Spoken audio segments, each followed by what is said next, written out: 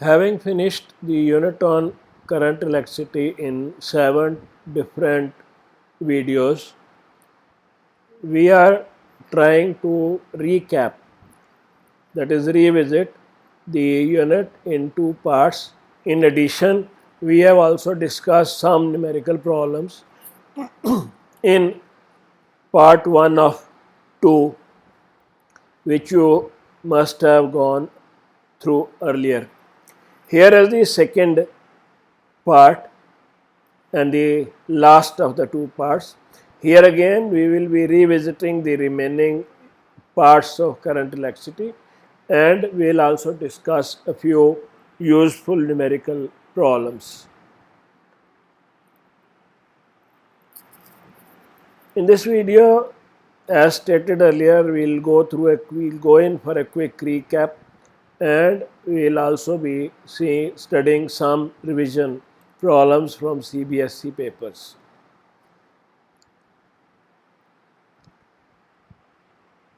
Electric energy and electric power. We know that current through a conductor produces heating effect.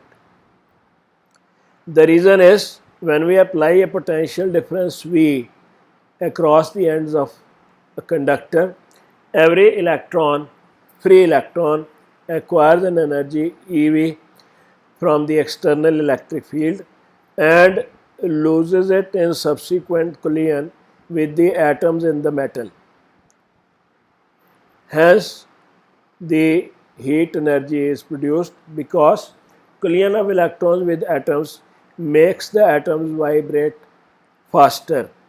The amount of heat energy produced is given by Q into V or VIT, or using Ohm's law we get I square RT, or another expression is V square over RT.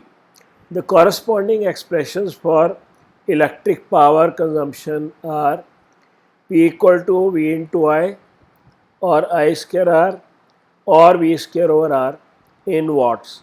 Here, if you express voltage, current, time, resistance, etc. in SI units, the heat produced is obtained in joules and the power in watt. Kirchhoff's first law or current law or junction rule, it states that the algebraic sum of electric currents meeting at any junction in an electric network is always 0. For example, if you have 5 conductors meeting at a junction, there are 2 incoming currents and 3 outgoing currents. Using the law, we can write I1 plus I4 minus I2 minus I3 minus I5 equal to 0. Using the convention studied earlier, incoming currents positive and outgoing currents negative. The law is based on principle of conservation of charge. Second law, also known as loop rule or voltage law, states that the algebraic sum of all the potential drops and EMFs along any closed path in an electric network is always 0. This law is based on the principle of conservation of energy. These laws are useful in complicated or complex circuits where Ohm's law fails to give us the results. Next, a very important part of this lesson is Wheatstone bridge, which is, as shown diagrammatically, is a combination of 4 resistances P, Q, R and S. P, Q, R and S. And it is used to determine either of the 4 in terms of the remaining 3 resistances. When the bridge is balanced, that is, when there is no current through this galvanometer, or when we say Ig is 0, the current through galvanometer is 0, we have the ratio P over Q equal to R over S, or the product P into S is equal to Q into R. That is product of resistances in opposite arms. P into S, Q into R, they are equal. This gives balance condition in Wheatstone bridge. So this relation is valid only when we do not get any current in the galvanometer. A very useful circuit, and it has multiple applications as we will study. Meter bridge is practical form of the Wheatstone bridge. Diagrammatically, here is the meter bridge on your screen. We have a 1 meter long wire and then 4 resistances R, X. This wire AJ of length L, if we call it L, forms resistance P, and 1 meter minus L or 100 centimeter minus L centimeter, that is the resistance Q.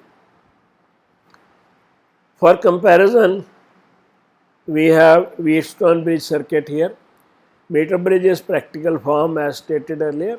These two are comparable, and we use meter bridge to find unknown resistance X.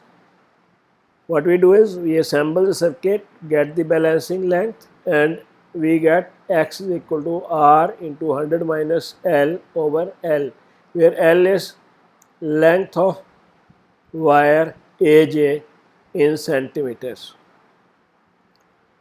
If you compare two small resistances, then we use X1 and X2 in turn and record balancing length as L1 and L2. Write two expressions, one for X1, other for X2, and then divide X1 over X2 can be calculated by using this relation. You can also use meter bridge to find resistivity of the material of a wire. For the purpose, we take a wire of known length and known radius, if it is a cylindrical wire or a wire with circular cross section. Then we determine value of the resistance X using meter bridge, measure the length and radius using appropriate instruments to get resistivity as X pi r square divided by L, the length of the resistance wire X. Another important instrument is potentiometer, a device used to measure potential difference or EMF and compare EMFs of given cells very accurately. The principle of potentiometer is, if we have a wire of uniform area of cross section carrying steady current, the potential difference across a certain length of wire is directly proportional to the length. This is part 1 of the principle. Another point, and if we plot a graph between V and L, potential difference versus length, you will get a straight line. Another part of the principle is, no current flows through a device which is connected to two sources providing equal potential difference across the device and tending to drive the current in opposite direction. For example, here what we use is, we use a galvanometer, and in the galvanometer we have connected two different sources, say a cell, and another potential difference we get from part of the potentiometer wire. The two tend to send the current in the galvanometer in opposite directions. We get a balance when the potential differences become equal. So mathematically, you have V is equal to IR, or substituting for R, you get I rho L by A. If area is uniform and current is steady, we get V is equal to KL or V proportional to L, which is the principle of the potentiometer. K is called the potential gradient, a scalar quantity, and its unit is volt per meter. Now, a very important thing which we need to revisit is how to assemble the potentiometer circuit. This you need to carefully observe, study and practice. Here is the potentiometer for you. Then we take these devices, a battery, an ammeter, a rheostat, a key. So there are 5 devices: potentiometer, key, rheostat, ammeter and battery, all to be connected end to end or all to be joined in series. Here they are connected in series, and a sensitive accurate voltmeter connected to 0 centimeter end. The positive of the voltmeter to be connected to 0 centimeter end or point A, which also goes to positive of the battery. J jockey is movable and can be made to travel from 0 centimeter to 400 centimeter, any point on the potentiometer wire. Complete the circuit, the current begins to flow. The current is denoted by I. This is how we assemble the circuit.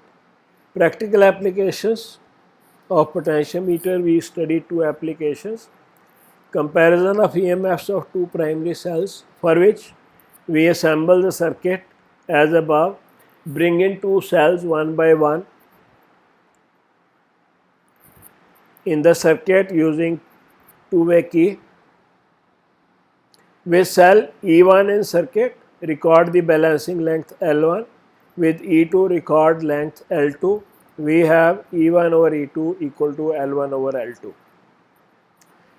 Next, to determine the internal resistance of a primary cell, here is the circuit diagram.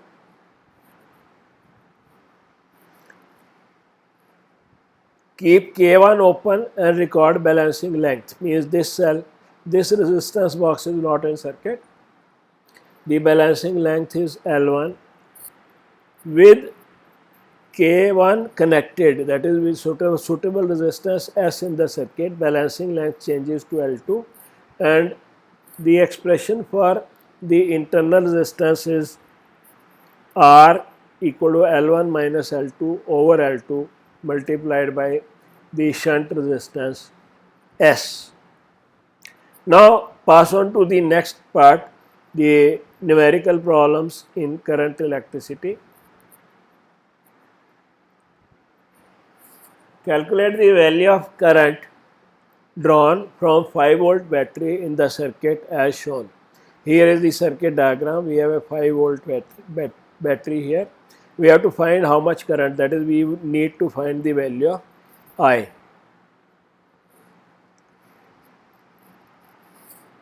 If you see it carefully, the combination of resistances forms a Wheatstone bridge, and we can redraw the circuit. This is how we can redraw.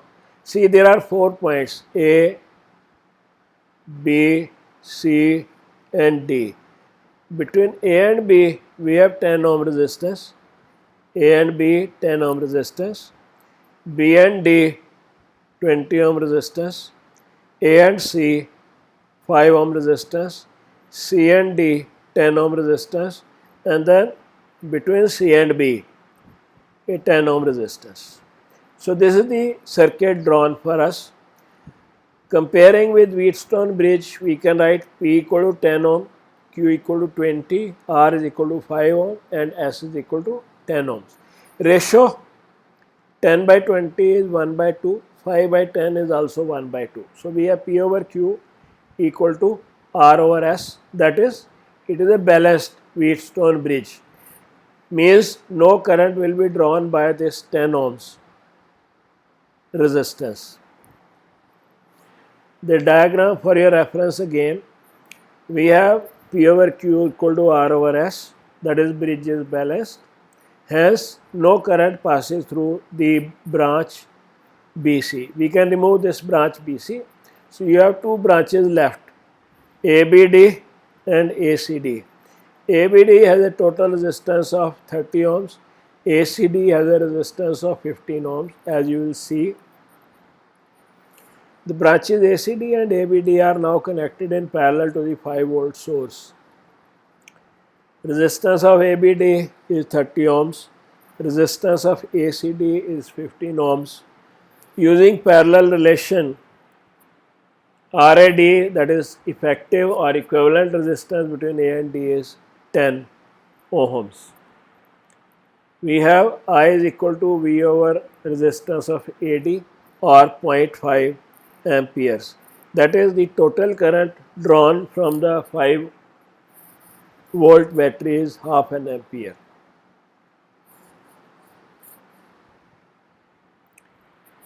Next question, question number 2 uses this diagram. For the circuit shown here, would the balancing length increase, decrease or remain same if R1 is decreased? You can see the resistance R1 in the circuit, R2 is increased. Under the condition that there is no other change, without any other change in each case in the rest of the circuit. Justify your answer in each case. So, we have a potentiometer circuit here. Basically, AB is potentiometer wire. Instead of showing 4 parts separately, we have shown it in one part. And then this is a circuit you can recall used for determining the internal resistance of a cell. Anyway, now let's proceed to solve this problem. We have potential difference across a length AJ as potential gradient into length, which equals, using formula for potential gradient, I into resistance of the entire wire AB of the potentiometer divided by length of AB multiplied by length AJ. So, this is potential difference across AJ of the wire, or we can write as this is the expression for the potential gradient multiplied by the length. The red color has been used to distinct the length AJ from length AB. So, here we have length AB, here we have length AJ. The circuit for your reference, and this is the part from the previous slide. Continuing further, on decreasing R1, the current through potentiometer wire increases. If you decrease R1, the resistance in main part, the current through the potentiometer wire will increase. Therefore, the potential gradient increases, which will result in decreasing the balancing length. For the second part, we have potential drop across resistance R2 equal to current through R2 multiplied by R2, which is E minus I into the internal resistance of the cell shown here. If you increase R2, the current will decrease, hence IR will decrease. An increase in decrease in IR will result in increase in potential drop across R2. Hence, the balancing length will increase. Next question, you have a circuit diagram given. For the diagram shown, calculate the potential difference between points B and D here.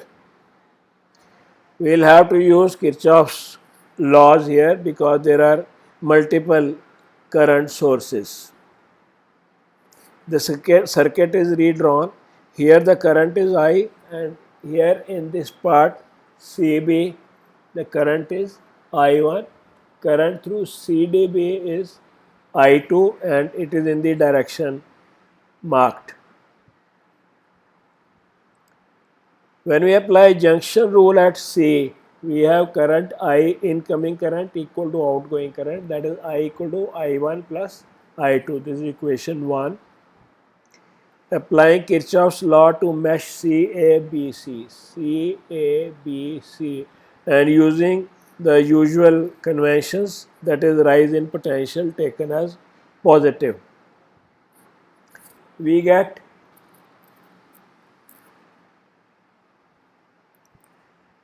this equation. Let's see how. CA, current is I and we are going against current. Resistance is 1 ohm.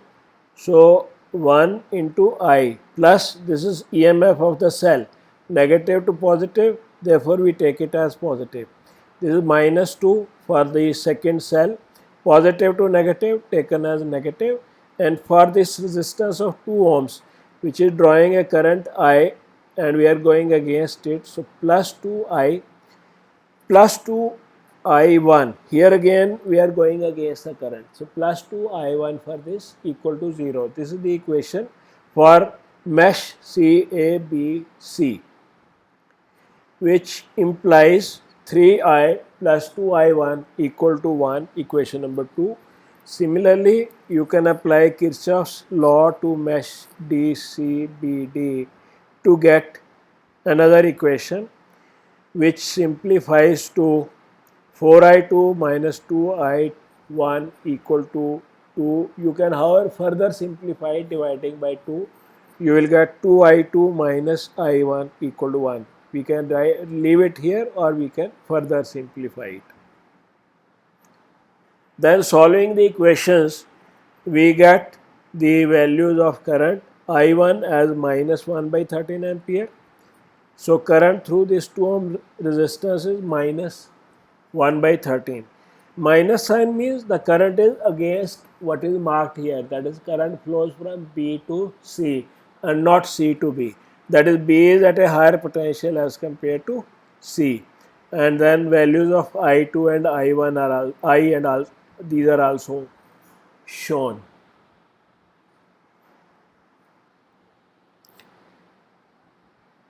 The negative, as stated earlier, shows that the current is opposite to the marked direction. We have VB minus VC equal to, call it V1, equal to current I1 into the resistance 2 ohms, that is 2 by 13, because current is 1 by 13 ampere. VB minus VD is minus 1 into I2 minus 1, because we have to use the sign conventions here. The value of the potential difference comes out to be minus 19 by 13. We show that D is at a higher potential than B. Question number 4.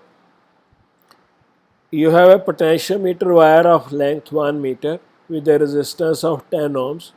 It is connected to a 6 volt battery in series with a 5 ohm resistance.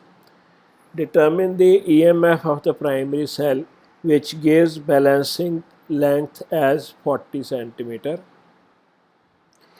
Here is the diagram for reference. The potentiometer wire AB of length 1 meter, 6 volt battery, and the cell of EMF E1 as given in the problem.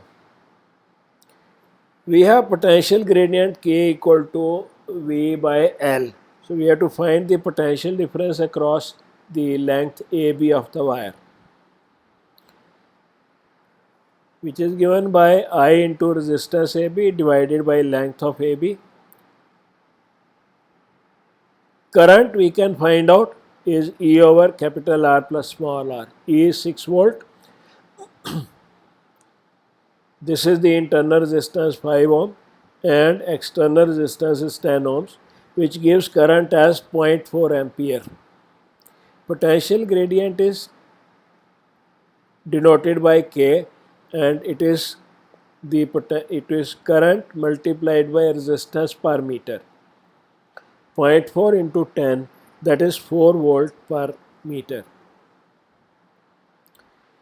EMF of the cell E1 will be given by K into balancing length, that is 4 into 0.4, which means 1.6 volt. Fifth question, question number 5. You have a diagram. A potentiometer wire of length 1 meter is connected to a driver cell of 3 volts. Here the driver cell is 3 volts. When a cell of EMF 1.5 volt is used in secondary circuit, the balance point is found to be 60 centimeter. So this length is 60 centimeter. On replacing the cell and using a cell of unknown EMF, this cell is withdrawn and we use another cell of unknown EMF, the balance point shifts to 80 centimeter. We have to calculate the unknown EMF of the cell. Explain the reason whether the circuit works if the driver cell is replaced by another of EMF 1 volt. Does the high resistance R used in secondary circuit affect the balance point? We have to justify the answer. So the various things which we have to find out are unknown EMF of the cell with 80 centimeter as balancing length, and whether the circuit will work if this is replaced by a 1 volt source, and if R is changed, does it affect the balancing length? We have to give reasons for each of these cases.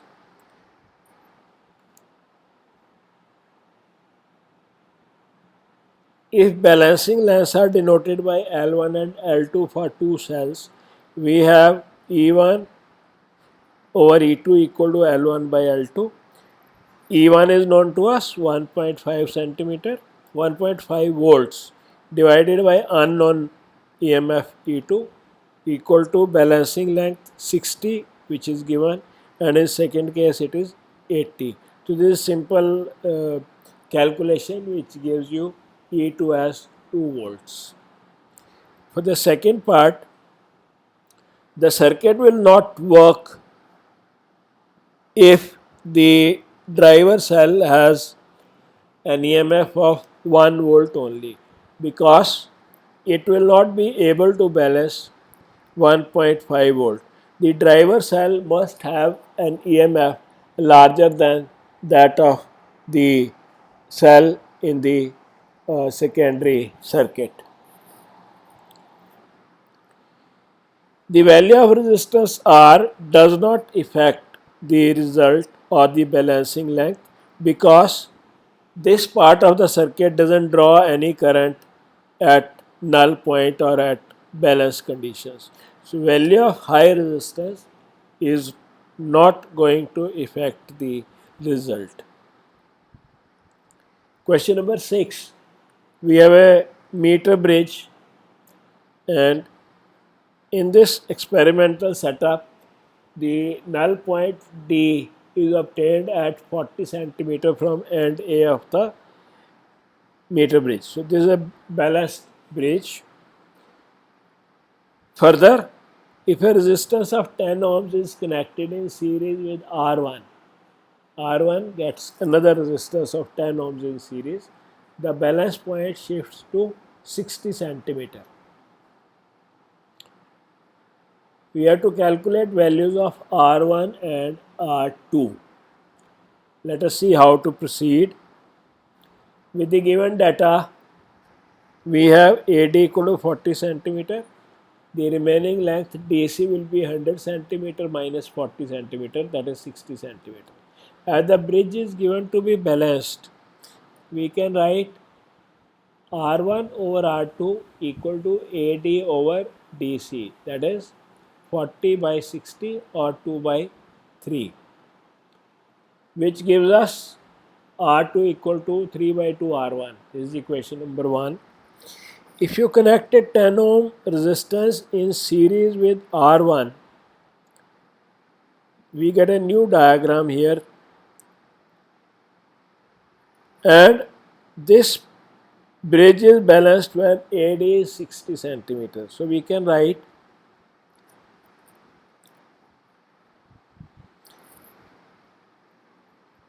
R1 plus 10 divided by R2 equal to AD dash, this will be is a new point, over D dash C. So you get 60 by 40 now. 60 upon 100 minus 60 or 3 by 2. Simplifying, you get 2R1 plus 20 equal to 3R2. You can solve equation number 1 and 2, that is substitute for R2 here. R2 is 3 by 2 R1. So put the value here and calculate R1 and R2. R1 is 8 ohms and R2 is 12 ohms. So these are some of the numerical problems you will find handy to recapitulate the concepts learned. I am here giving you a very useful link to learn and revisit this important unit on current electricity. You can click and learn.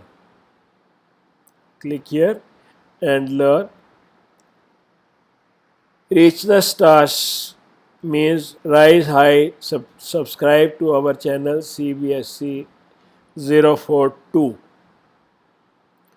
for notifications. Should you have any feedback, write to ikg54@yahoo.co.in. You may visit www.physicsbackers.wordpress.com for more topics. Wish you a very happy learning. Coming next is the magnetic effect of current. The subscribers will get notification in due time. Thanks for being with us. Here is the